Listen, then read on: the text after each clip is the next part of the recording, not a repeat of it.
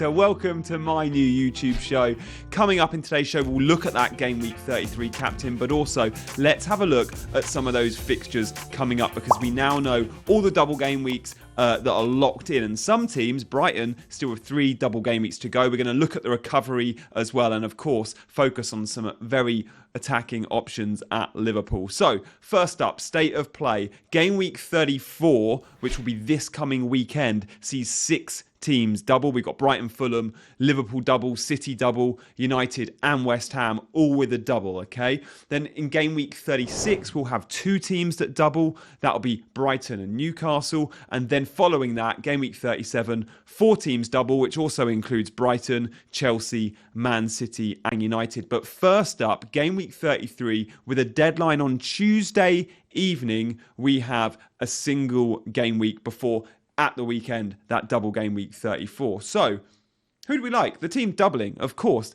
Have we seen much in the last couple of games that have changed our mindset? Because we've all been preparing for this, haven't we? So, let's look at the teams that double once, twice, or even 3 times, Brighton, and see the assets that we like. Because the assets we probably commit to from those teams now, we're probably going to have for the run-in, right? We only have a handful of transfers, free transfers remaining. So, we all need 3 Brighton assets. Of course we do. What's changed in the last couple of weeks? Well, we've seen McAllister playing as a defensive midfielder more and more, and I do think the standout 3 assets at Brighton, well, in terms of midfielders, are March and Matoma for those 2 spaces, and then if we want a defender, Estupiñán still, for me, looks like the best option. In goal, Robert Sanchez played the FA Cup semi-final very well against Man United. I think Robert Sanchez has done enough to remain as number 1. So if you own Josh Steele, personally, I'd be looking to sell him if you want to occupy a 3rd Brighton spot. If you're not that bothered about a 3rd Brighton spot, maybe you can hold still because you've got another good keeper coming in. 2 United double game weeks coming up. Again, what do we know about their assets? Well, Luke Shaw's back fit. That's good. Played centre-back, kept the clean sheet against Brighton in the semi-final of the FA Cup. Rashford played 120 minutes, and the fixtures are coming thick and fast for United. No signs of that groin injury, though, for Rashford against Brighton. Bruno came off against Brighton. We saw ice on his ankle. 20 minutes to go, you'd want him on the pitch. He clearly couldn't go any further. I'm recording this on Sunday evening off the back of that Brighton United game. I expect by Monday, Tuesday, we'll hear a little bit more about Bruno's ankle. But for those that are maybe looking to sell Bruno or accommodate Mo Salah, maybe Bruno becomes that make weight. And then, of course, Man City have 2 double game weeks. So what do we know about their assets? Well, Grealish continuing to fly, playing out on the left. He had a very good FA Cup semi, as did Mahrez. When Foden came on, it was really interesting. He came on and played in the midfield. He didn't come on and play in one of the wide spaces. We saw Palmer come on for Grealish, who was rested at 60. That's nice to know if you're on Jack Grealish. Haaland, of course, we all have in our teams. And then that 3rd Man City spot is really hard to identify because we'll see rotation at the back. And of course, Ake is out injured. But the fixtures are looking good for Man City. And I do wonder if there's going to be some good value options in that team between now and the run-in. Maybe a Mahrez pump for a double game week. Could you? I don't know. Maybe you could. So I just want to bring up this chart when talking about Man City especially. This is from Lego Mane, who many of you will follow on Twitter. Not only does it show us the fixtures remaining, but it shows us the recovery days, which I think is awesome. When you see the red gaps between fixtures, that's only 2 days recovery. When you see the yellow gaps, the yellow sections, it's 3 recovery days. So, what do we read into this? Well, we can see right at the top, the teams with the most fixtures: Man City, Liverpool, Chelsea. Now, Man City have more red blocks than anyone. What does that tell us? Well, around that game week 34, double game week, and game week 35, I think we're going to see rotation. They play Sunday, Wednesday, Saturday, 3 Premier League games in 6 days. It makes me think, if I'm looking for a really cheap forward, because I'm selling Kane to get Mo Salah in my midfield, is someone like Alvarez a good punt because he's going to start one of those in the double? He's been playing in the De Bruyne role, right? But also, if Haaland's going to get a rest, we're going to see Alvarez up top. So again, like maybe we can look into this and think, yeah, there's going to be some rotation there. Likewise with Liverpool, they also have 3 Premier League games in 6 days. Now, sure, I think Mo Salah's fine. I'd like to think Trent can play all of them, but if we're bringing in a Jota, for example, is he going to start just 2 of the 3? Possibly. So just worth considering those rest days. Of course, these teams need to be winning all these games. Liverpool, top 4, fighting for. Man City, of course, the title. Pep and Jurgen aren't going to want to rotate too much, but needs must at times. Let's have a look how I got on in that free hit blank game week, and of course my plans now for game week 33. Here we go. So my game week 33 free hit wasn't great. And I'm fed up of coming on this channel and telling you guys that I didn't have a brilliant game week. It's a small green arrow. It's 62 points. Yeah. I spoke on this channel last week about lots of players that I thought would do well. And unfortunately, a lot of those players I didn't put in my own team. I went fairly template in the end. I mean, Maddison was my big punt, and it was unlucky that he was out injured. No one saw that one coming. It meant that I didn't go for the 4-3-3, and if I had, the 4-3-3 was going to be either Jota or Isak as my forward, and they both, of course, braced. But it is what it is. Martinelli and Saka, good points. I had a captain return. Johnston in goal, well bloody played, 10-pointer. And Gabriel Jesus continues, of course, to underperform his XG. Ollie Watkins, this is the first time I've owned you in all season. You've been killing my rank every week. I'm not going to own you for game week 33 against Fulham, where, of course, you're going to continue to kill my rank. And in game week 32, you went and blanked against Brentford, and you had your chances against your old club. Oh, well, it is what it is. Let's move forward. Game week 33 is way more important because I like to look forward. So, how do I set up for game week 33? At the moment, this is without a transfer. This is with 0.5 million in the bank. Okay, I've got Chilwell and Kepa, double Chelsea defence. Home against Brentford. I've got to play these guys. Trippier and Estupiñán. Look, Brighton players are going to be tired. They've just played 120. United players could be tired. Bruno could be out.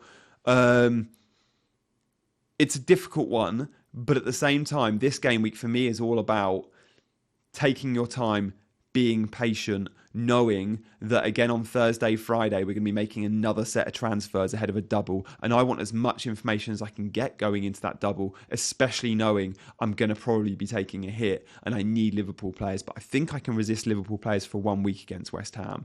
I want to keep my midfield. Grealish is there, the Brighton lads, the United lads. If Bruno is out, then of course I can accommodate Mo Salah by selling Harry Kane. I'm 0.1 short of going Jota and Salah in for Kane and Bruno. I could afford Darwin. Maybe he could be a load of fun. He's not starting at the moment, but he's going to get starts. I'm confident of that.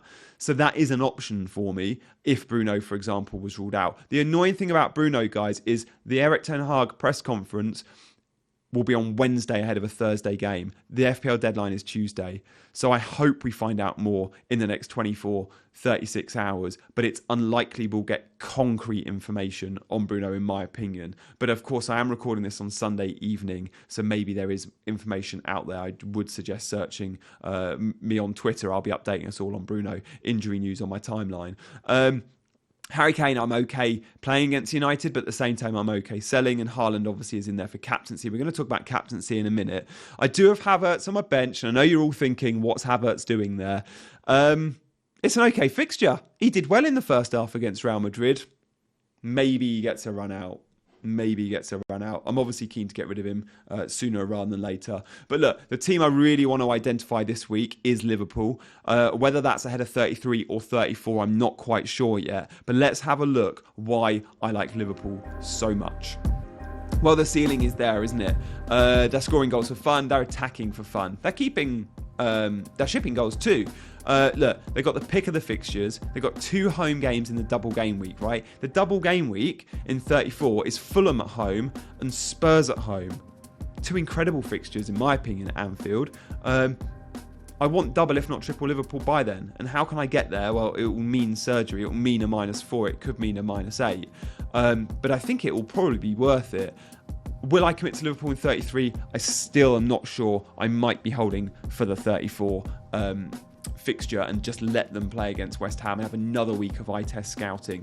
But before we talk about the 3 Liverpool assets I really want to accommodate and why, let's have a look at how they're setting up recently and why they're scoring way more goals in talking tactics. So we're going to do 60 seconds on why I like the look of this Liverpool team, starting from now. Okay, so this is the Liverpool team pass map versus Leeds from about a week ago, right? They scored 6 goals, I think it was, at Ellen Road. And what we saw in this game for the first time this season was Trent playing in the inverted midfield role. And it's almost like a double pivot, right? You see Trent there and Fabinho. It's a midfield 2, and it absolutely works. Trent is becoming more of an assist threat in this position. He can still overlap if he needs to, but he can also ping balls on the diagonal to that left-hand side, which works so well. We also see how advanced Mo Salah is, and we can see the importance of Diogo Jota heavily involved still there on the pass map. Now, Jota can play 2 roles in this system. He can play the role he is here, or as we saw in the last half an hour at the weekend just gone, him playing the Cody Gakpo role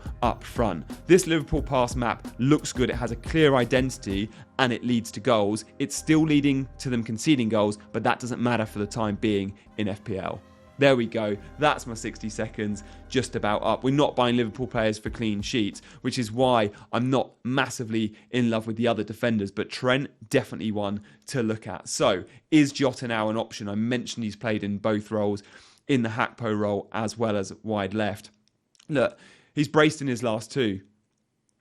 He's a streaky. I don't like using streaky. It seems lazy. It seems a cliche to say when goal scorers go on runs, you keep momentum. But it does. There are players like that. I think of Son and Jamie Vardy and Jota is another example of they do blow hot and cold, if you like. They can go on these runs. And I think Jota is a player that when he's hot, we should be jumping on him. And I'm very tempted to bring Jota in this game week. I am even considering the idea of could we go without Mo Salah? If Bruno was fit and I don't want to sell him my midfielders, then I go, okay, I'm going to go Jota, I'm going to go Trent, and I'm just going to try and cover those Salah points. Because at the moment, when you look at all the underlying data in the last couple, it's Jota that's shooting more than Salah. It's Jota that's occupying more central areas than Salah. Salah is very wide on the right, and that pass map just illustrated how high he is, but also how wide he is. Even when Jota plays on the left, he's still further infield. And the reason, by the way, Salah is so wide is because Trent's not out there anymore, right? So look, definitely worth considering Liverpool now, if not later this week. We'll speak more about Liverpool on Thursday or Friday's episode, but let's move now on to captaincy, because I think there should be a bit of a debate around captaincy this week. Now, we saw my team and we saw the armband on Haaland, and I'm probably going to go there. But I look at it and think, okay, he plays Arsenal. It's a difficult game. Are there other options? Now, Matoma plays Nottingham Forest. It's away from home. Salah plays West Ham. It's away from home. I like my captaincy at home when possible. Harry Kane does play United at home. They'll be tired. But look, for me, it will be Haaland captain this week. I like thinking differently and I like putting it out there. For me, I still think it would be naive to go against Haaland, but I want to present that argument if you do want to think a little bit differently, if you're really, really chasing, if you want to bet against the big boys. So look, that's where I am this week. As I said, my moves, I'm not entirely sure I'm going. It's very likely I'll end up rolling my transfer and then taking 2 or 3 or even 4 transfers later this week. So stay tuned for my Game Week 34 preview, which will be out on Friday morning, no doubt. But for now, guys, thank you so much for watching my Game Week 33 preview. If you like what you see on this channel, please do hit that like. But more importantly, that subscribe button. That would be awesome. And I'll see you later in the week. Cheers, guys.